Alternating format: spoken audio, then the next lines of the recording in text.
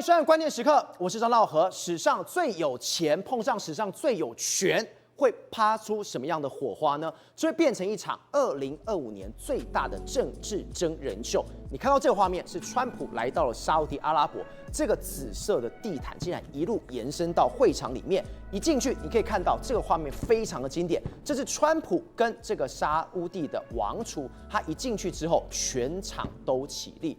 这里面包含了有 AI 的巨头、军事、晶片、金融，所有的世界巨头 CEO 排站来迎接川普，整个过程带人带货，有多少卖多少货。而且最夸张的画面，我要给你看到，是川普在沙烏地阿拉伯的演讲，在演讲结束之后，竟然现场响起的是 YMCA 这一首歌。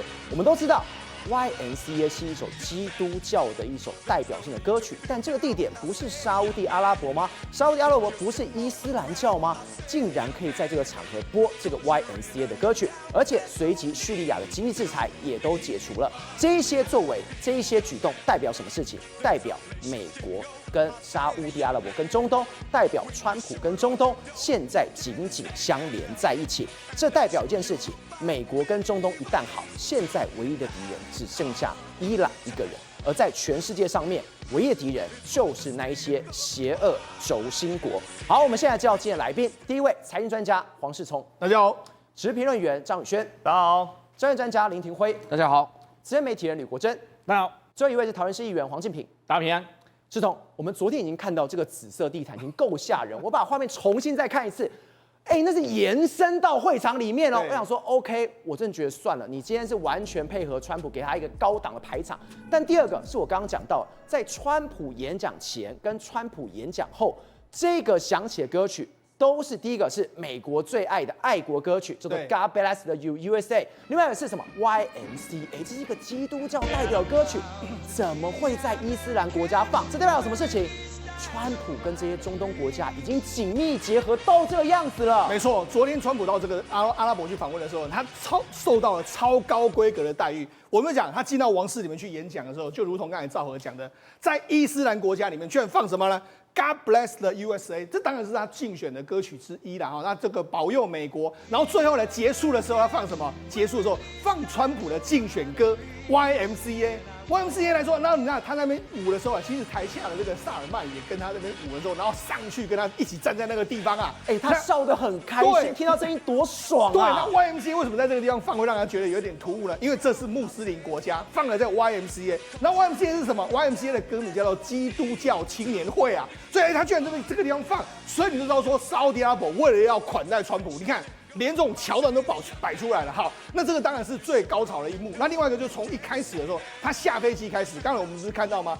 整个紫色地毯，我们要紫色，我们就讲紫色是阿拉伯最崇高的颜色，一路铺到什么接机室里面，然后等紧接下来的时候，他要进到王室的时候，他坐到他的这个专车里面的时候，前面是什么？阿拉伯派出这种白色骏马在前面开道随行，这样一路过去。那过去的时候，进到王室里面来说，进到皇宫的时候，那皇室成员哦，全部集体起立哦。里面不乏我在世界上面可是各领域的头对，大家全部都起立这样站，这个所谓恭迎这个川普总统莅临现场。好，那除了这个之外，大家还看到一些花絮，因为川普在这次选举里面，他有到这个麦当劳去打工嘛，然后他本身也很喜欢吃麦当劳，就有麦当劳的餐车。对，在这个地方准备待命什么？如果我们大总统想要吃麦当劳的时候，或想要秀的时候，就让他秀。所以你看，昨天这一场来说是怎样？这个你看，全世界最有钱的人，就是我们知道萨尔曼是最有钱的人，全世界最有权力的人，川普总统，他们在昨天呢，上演了一台最有钱跟最有权的人相碰撞的一个实境秀，让你看到什么？看到你看 American Great Again， 所以昨天晚上的时候，美股就因为这样大涨嘛，所以我就跟你讲。川普真的是果然是非常会演到让大家都觉得非常开心的一个局面啊！这也难怪为什么排场要给的这么大。对，我现在才发现，原来川普带的这些人，我们昨天只有谈到谁，马斯克，谈到黄仁勋，谈到了苏姿丰。现在一字排开，从军事、AI、晶片、金融我也带来喽，我通通带来喽。对，简单的来说哈，昨天呢，这个所谓川普跟他随行的人来说的话，等于是一场美国的国力的大展演。为什么这样说？我们就讲。你萨尔曼，你们沙烏地阿拉伯很有钱，没有错。可是我带来的全球首富伊隆马斯克啊，在这个地方，好，在这个地方好，他已经来了嘛。好，那个我们讲黄仁勋也去了嘛，对不对对？然后另外一个阿特曼，还有 AMD 的苏姿丰，然后包括花旗集团，全世界的大银行之一，贝莱德集团，全世界最大的这个所谓私募基金或者是基金公司，还有黑石集团，全世界最大的这个所谓的地产公司。你看美国的金融科技。然后官员也一字排开，卢比欧啦、赫格塞斯、卢特尼克，都是大咖哎。所以呢，你就知道这个大阵容来说，你看为什么萨尔曼那么开心？我等于是可以一次的 shopping 所有美国的东西，连美国的什么这个所谓洛斯洛普的老板，这个军火商也来啦，美国金融商也来啦，美国波音也来啦，你别爱想，我都火力下啦。所以简单的说，你看川普昨天演讲最后一句话是什么？他说：“我们美国所有大企业都来了哈，今天他们会领到非常多张支票。”那也就是如此啊！你看，果然啊，大家都拿到大支票啊！你看，伊隆马斯克拿到什么？他的星链有拿到啦，然后他的这个 Robotaxi 也可能落地了，他有丰收。会打黄仁勋更不用讲，他这次飞到这个沙地去，非常值啊！他光是在沙地昨天晚上就签了1.8万颗的这个晶片啊，还有陆陆续续的这个 AI 的这个基础晶片都来啦。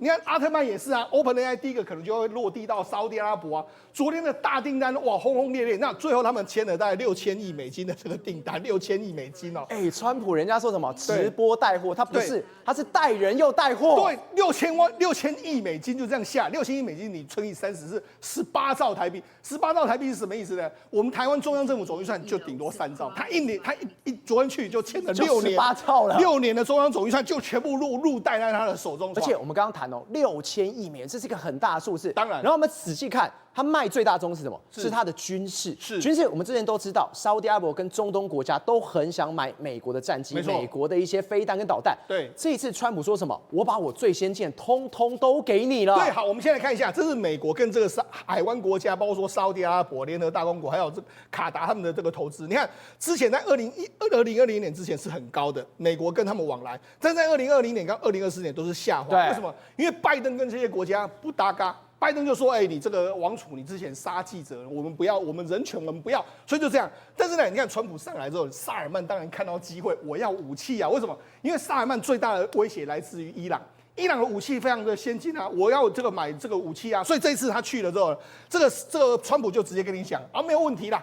我要提供给你这个1420亿美金的军售，1420亿美金大家可以算算看，这是多大金额的这个，你乘以30，好几兆台币的这个金额。好，然后他说什么？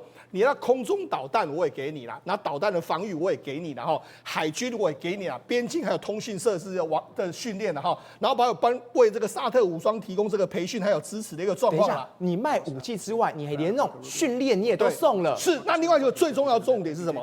沙烏地阿拉伯想跟他买这个 F-35的战斗机。对 ，F-35是他想要嘛？为什么他想要？我们不是在节目讲过吗？以色列不是开了这个 F-35战斗机进到伊朗就可以轰炸完之后，你根本不知道在干嘛，对不对？伊朗完全不知道，所以呢，这个沙烏地阿拉伯看到流口水，我也要这个武器啊！这武器来的话，我就根本就不怕伊朗啦。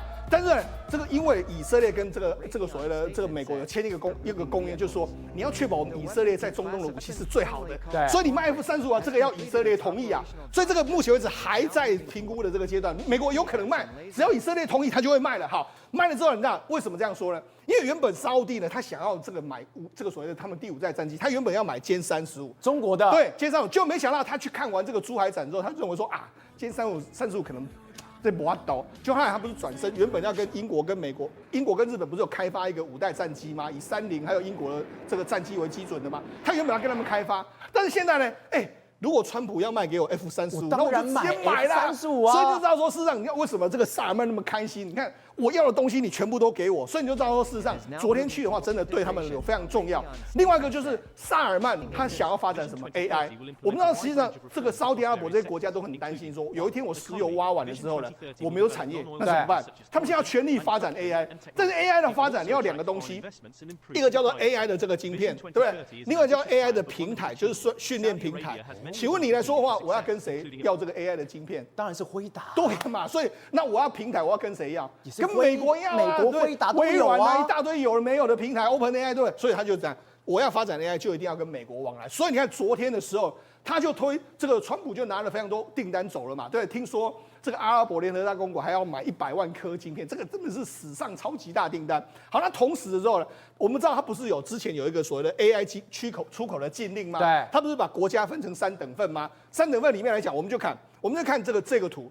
Tier 2的里面来说，你看 Tier 2就包这一大块，全部都是在 Tier 中 2。东，对，就是中东是第二级。第二级是什么意思呢？第二级你有个总量管制，你不可能买太多，你一年可能买个几千片就不行了。那是在拜登时期，那川普就说没这类代级啊，我完全都不护啊，盯来之后就没有了，没有的话你要多少我就卖给你多少。所以他现在是变成个别国家，你阿拉伯，我看昨天沙烏地是先买1.8万片，但日后呢可能要买到数十万片以上。对，那好。可是就有担心说，那万一说你这个晶片能流到中国去怎么办呢？没有关系，美国出了一个禁令，它只有3条禁令。简单来说，它简化成3条。第一条，你如果用华为的晶片来说的话，就是不行。你用华为的晶片就不能够用美国的平台。简单来说，如果你用华为的晶片，你就不能够用 OpenAI 这种什么 ChatGPT 不行。另外第2条禁令是什么？如果假设你用美国的晶片，你就不能够用中国的这个平台，譬如 DeepSeek 你就不能。好，所以这2条禁令已经卡死了华为往外发展，还有中国平台往外发展的可能性。第3点最重要，就是我卖给你的晶片呢，我要可追踪，就是我要知道说你这个晶片最后可以到哪里去，而且我限制你沙特阿拉伯的晶片来说话，所有晶片我有最终存取权。什么意思？就是我美国可以远端遥控你这个晶片的所有的运作，我要知道。所以等于是你这种保证之后，我就卖给你。所以等于它也完全封死，所以这个卖也是掐着中东国家卖，掐给你卖没有关系，你只要符合规范使用，我都给你，你就不可能帮中国买到了。所以你就知道说，事实上他有用这样继续在简单来说，他继续在杀这个中国啦，杀中国的科技发展啦，就逼你这样子的一个状况。好，那我就讲为什么这一次来说的话，我觉得中国看到一定非常伤心。中国趁着这个2020年呢到24年呢，那时候是拜登上台的时候，他因为拜登跟中东国家不和，你看他还弄什么？他当时还去说，我们要准备把这个用人民币计价，你看石油人民币结算更近了。李强去访问沙烏地阿拉伯，这是一个警讯对啊，石油美元就变成石油人民币的话，会出事哦。对啊，所以当时的时候，人家就说哇，人民币恐怕要这个上结算了。就你看，好，那你沙烏地阿拉伯要这样做的，你看。拜登这个川普说什么？金砖国家承诺不抛售美元，否则就要征收100%的关税。然后他说你不能够用美元以外的东西结算。那你觉得这一次他去跟萨尔曼见面的时候，你觉得萨尔曼会怎么说？我当然用美元，对，大统领，我绝对用美元。所以你看他的过去还有人说什么尝试新事物，就是沙国工业的矿产资源大臣，对，你要尝试什么，现在都不行了。对啊，所以你看他的这个这个挑战美元的美梦就没啦，什么石油人民币没就有代期嘛，哈。那再来是什么？他过去几年说，你看一直在你看过去我就说嘛，这是拜登的时候跟这个萨尔曼，你看他们还这样子碰面，见面是这样这样碰。为什么？因为他们有心结嘛，我不跟你握手，所以就是因为拜登呢，就是跟这个中东有这个心结嘛，所以呢，这个习近平就看到这个趁虚而入。对，你看习近平中东行深化跟沙烏地阿拉伯的关系，然后签署合作线，他要拉拢这个中东国家。你看习近平中东之行的3个历史瞬间，历史性合影，什么中国射的天空，什么一大堆一次次打开大门，就这样讲哦。就你看现在川普去了之后，你觉得这些呢，呼屌啊？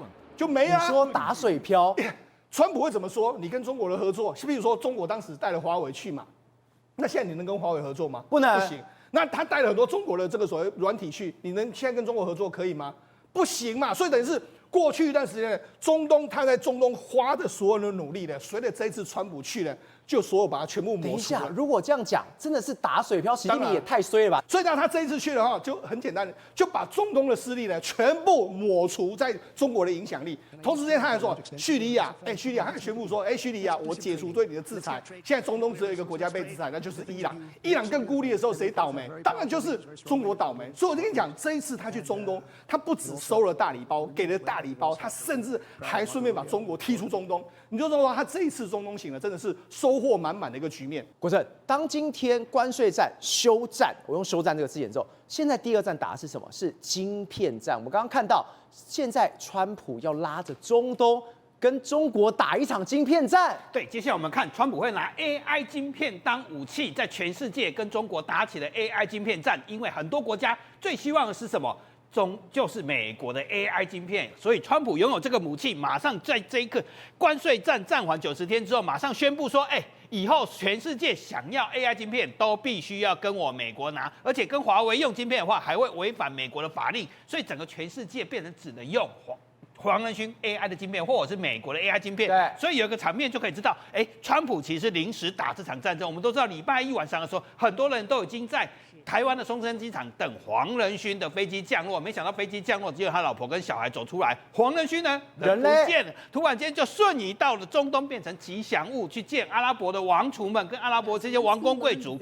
因为黄仁勋有什么有晶片，所以本来餐厅都订好了，连台积电都已经排好跟黄仁勋吃饭的时间了，本来他绕境的行程都已经安排好了，怎么突然间跑去中东？因为川普临时打起了 AI 战争。中东有多缺美国的 AI 晶片？我们看这张照片就可以看得出来，这是去年1月拍的。我们台大的代理校长，我们的资工系的名师郭大为郭老师，还有资工系的老师洪世浩，这都是 AI 名师。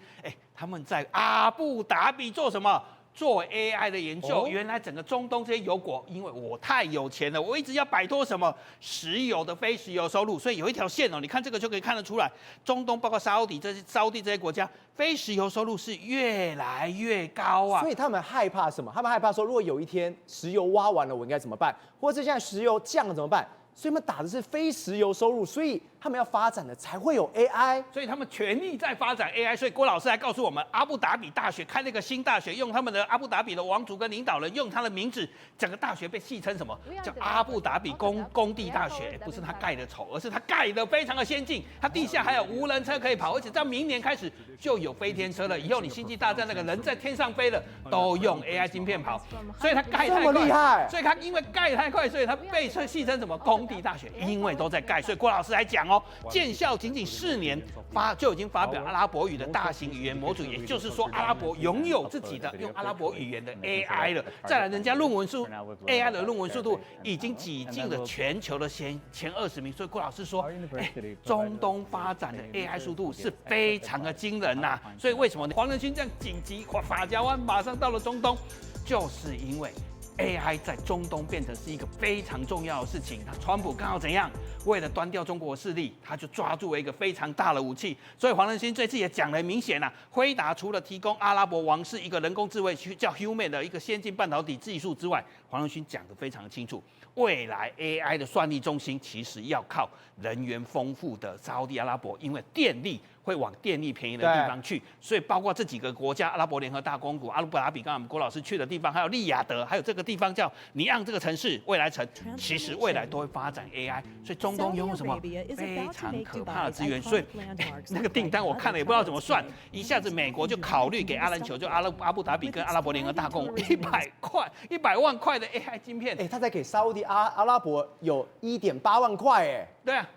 阿联酋准备给他100万颗的 AI 晶片，这个价值非常的惊人的，整个金额算起来可能都是上千亿美金。当然，美国有一个防中国条款，他要求说，50%可以给你当地的公司，当地阿联酋公司去做 AI 算力中心，可是50万颗要让美国的 AI 算力公司，所以奥特曼也这次也去，微软这次也非常关心，所以整个全世界 AI 的中心可能会往那边。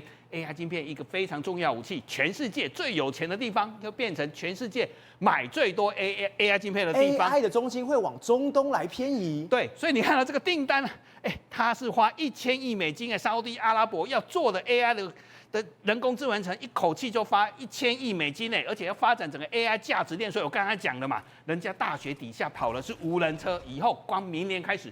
飞天车就要上路了，所有 AI 相关的计划都会在中东这个地方实行。然后你看这个订单需求有多大？突然间，包括黄仁勋、苏姿丰这些 NVIDIA 都会下来的时候，很敏感的是，本来魏哲家要请黄仁勋吃饭了，这礼拜餐厅都订好了，在哪一家？统统取消了。不是取消，重点没有取消，接下来还会办。可是还会办。重点是台积电突然公布一个资本支出案，你会看得出来，哇！这次的 AI 战争，川普打了 AI 战争是真的 AI 晶片战争。他突然间说，他核准了152亿美金的台币4000多亿美金，要去扩建先进封装的一些制程，代表什么 ？AI 晶片需求会越来越大，整个 AI 晶片将会成为关税战之后的第2回合大战争。所以我们看这张图就可以看得出来，川普拥有晶片，拥有台积电，拥有辉达，就拥有了世界很重要武器。所以这次签了18兆，当然有包括一些军事需求，可是习近平一笔就拉胯下来了。你看他同一个时间，对方是给他6000亿美金，18兆台币，习近平是给拉美国家660亿的。一个是人家投资你，一个是你给人家贷款，给人家钱。对啊，而且这些钱这些拉美跟加勒比海国家已经欠中国非常多的钱，你还在讲说关税战、贸易战没有赢家，但是可以肯定啊，川普是赚得盆满钵满，可是中国恐怕又要继续再抬高筑了。廷尉，我们刚刚有提到哦，现在川普跟中东的感情真的是非常非常好，尤其在这 YMCA 放完之后，同一时间他宣布了美国将会解除对叙利亚的制裁，这样代表什么？在中东的唯一敌人只剩下伊朗了吗？同时，驻伊朗对中国输油，美国又制裁了20个涉案的企业，这代表现在完全要把伊朗给端掉。这第一步，第二步是什么？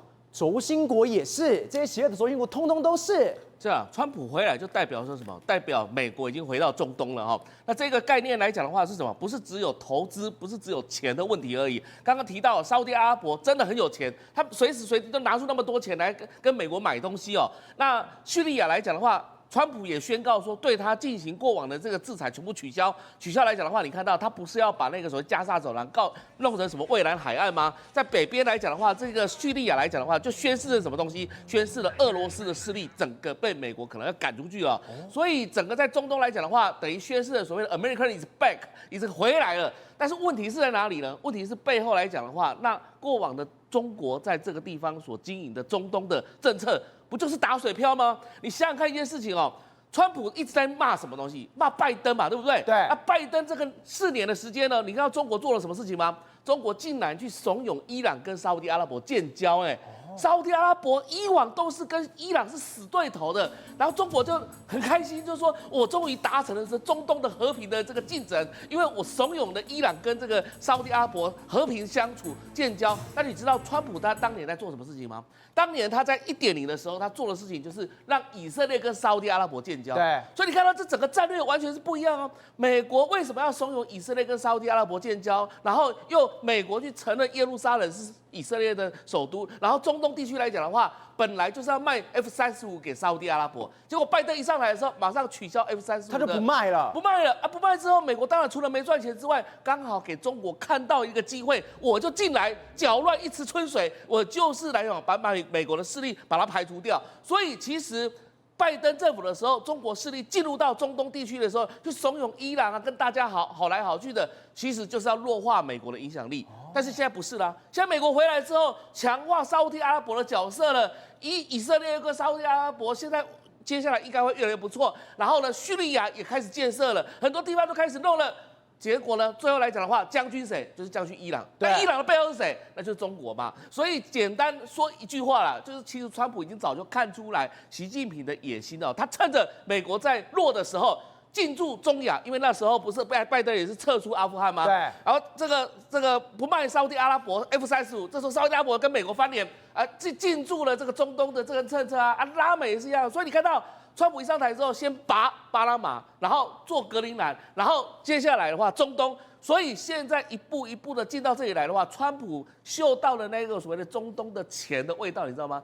那个铜臭钱的味道，不是铜臭钱，就是钱的味道。哎，你看到谁能够拿出那么多钱来这个所谓的购买美国的东西？随便一个国家，沙特阿拉伯6000亿，通通给你。是啊，所以这个什么，那个等于是让我这个有钱到这种有水的非常多的这个地方，这就是川普所喜欢的嘛。所以我们才说哦，川普谁想要去土耳其？他才不会去土耳其见泽伦斯基耶，土耳其那边有钱吗？没钱嘛，这个地方最有钱了。所以说穿了哈，其实双方来讲的话都各取所需。一方面来讲的话，沙特阿拉伯现在也展现他的诚意，既然 YMCA 都放出来了，就代表说他已经往美国这边靠了。而接下来呢，沙特阿拉伯就是美国在这个什么中东地区伊斯兰的世界当中的一个代理人哦，对，就是他的代理人。那以往这个沙特阿拉伯本来就跟伊朗他是世仇了，对，所以简单来讲的话，伊朗又被孤立了。那伊朗只要被孤立来讲，你看，只要以色列跟沙特阿拉伯能够联手去制衡伊朗的话，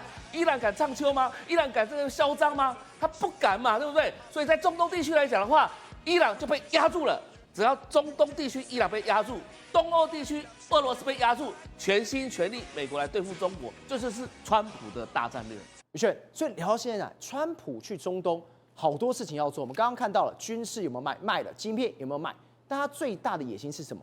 是在能源上面。现在中东哦，我们都知道，川普对于油价非常的 care， 因为油价一高，它的通膨就会高；油价一降，它的通膨就没问题。所以他掌握中东，除了对美国自己之外，包括对俄国，包括对中国，也是掐着他们的经济命脉吗？不，照很多人最近这几天哦，一直在讨论 unification 这件事情啊，川普卖台湾啦，喊统一了啦，对中国跪了啦，各位啊，搞清楚了，川普这一去中东哦，大家才发现一件事情，为什么？本来你都把焦点聚焦在俄罗斯，聚焦在欧洲，聚焦在亚洲，就忽略了中东其实才是一个 game changer。为什么？因为它有 Michael， 它有 money。我首先讲第一件事情哦，大家知道吗？原本哦，中东特别是我们讲沙特，它是要跟谁建交？跟以色列建交。那后来发生什么事情？发生哈马斯的事情了嘛，所以整件事情就中断了，对不对？进程被中断了。但你仔细想想，这一次川普去了干了哪几件事情？我一条一条说给你听嘛。国防。我们刚才是不是有聊到，国防它是干嘛？蓝湖，等于说你原本中国跟沙特之间，你可能要去购买它中国的军购，结果说没关系，你1500亿美金直接跟我美国买，我 F-35直接卖给你，那这边不就直接截断了吗？在第二件事情，他跟你谈到晶片，各位你不要以为说晶片这件事情没什么大不了，台湾是当中最大的受惠者，因为不管你跟你讲说我要盖500兆瓦的资料中心，它有一个条件。原本在5月15号，拜登即将要公布的时候，沙特它是列入所谓的2级管制国家，换言之，他没有资格取得这些人。那他用什么取得这个门票？超能力、钞票的钞，就是钱嘛。就我去你美国投资嘛，你不要以为说他都是卖给沙特哦，不是哦，他都有但书条款，就是你沙特要来我美国投资所谓的资料中心 ，OK， 你要跟 Oracle， 你要跟 Google 去合作，就在我们这边盖。那再来呢，不只是这样，你还要再投资加码几百亿美金做边缘运算。与此同时，你还要干嘛？石油 ，Drill baby drill， 你要在我美国投资所谓的页岩油。所以你知道吗？当川普公布这个消息了，他直接跟你讲说，我们这个沙特阿美哦，它是沙烏地阿拉伯的石油公司，很多人只看到 Humane 嘛。阿美宣布说，我要总共呢未来要投资所谓签署备忘录620万吨的天然气。那照这个首当其冲，你知道倒霉是谁吗？不就是俄罗斯吗？对，因为过去俄罗斯它就是以这个我们讲天然气出口为大宗，那这时候夯不啷当沙特突然间跑出来说，一个我配合美国本土去降低它的通膨，去投资它的石油；第二个我天然气大量出口，那未来这些出口的方向会往哪边去？一个叫做亚洲嘛，对不对？那另外一个叫什么？欧洲嘛。那这两个刚好供应商原本都是谁？不就是俄罗斯吗？所以你搭配看他对我们讲的棒子胡萝卜。棒子打向谁？伊朗嘛，说我绝对不可能跟你谈判的嘛。那胡萝卜给谁？给叙利亚嘛。那你知道叙利亚拿到胡萝卜之后马上说什么吗？说我也要投资石油，我也要去出口石油天然气，我愿意投资美国。所以他是不是一举的就是瓦解了他内部原本美国他对于经济通膨的一个压力，借由石油这个层次。但与此同时，他又借由叙利亚，又借由沙特打击到谁？打击到俄罗斯，而在这个晶片战里面，原本中国是不是有一个庞大的缺口？黄仁勋很担忧，跟你讲说，哎呀，我 H20 7月份我要再降阶出口到中国去，那未来这个洞啊，可能会有多少几亿的美金的洞？那沙特不就把它补起来了吗？所以你看到我们是不是讲说台积电资本支出也在增加 ？CoWoS， 那个不一样本来你出口到中国那个叫 H20哦，那未来请问一下黄仁勋还会不会再出口 ？Smart Cookie 会，只是降阶版，但取而代之的是更好的，叫什么？GB300，而 GB300它不是说我只有18000片哦，也不是说未来100万片，你知道为什么吗？它价格是水涨船高的。你现在看到 GB300可能300万美金一组，对不对？但是2026年、2027年的情况下还是这个价格嘛？所以这个洞等于说很多人看到说啊，半导体完蛋了啦，封杀中国，这些厂商倒大霉了。为什么黄仁勋明明应该要来台湾，马上跑过去？他跑过去干嘛？兄弟，先等我。我带订单回来照顾你们这些兄弟，订单可大的嘞！本来吃卤肉饭，现在不一样了，吃和牛卤肉饭了嘛，对不对？带回来，这一次再回来台湾，抓急来嘛。所以你说那些人被棒棍教育都懂了吗？没意见，对不对？那你看这个情况之下，而且你不要忘了，我们刚才讲到能源，讲到国防，我们还讲到科技，所以换言之，整个中国已经被全方面封杀了嘛。那在这个情况之下，你还以为说川普那个口惠实不至，只是让我们讲干爽一下说啊 unification， 中国真的会开心吗？我跟你讲，绝对笑不出来。宏观取材，厘清真相，犀利精准，深入剖析，时刻掌握关键，新闻时事不漏接。老时段，新气象，我是钟浩和，关键时刻2.0全新出击。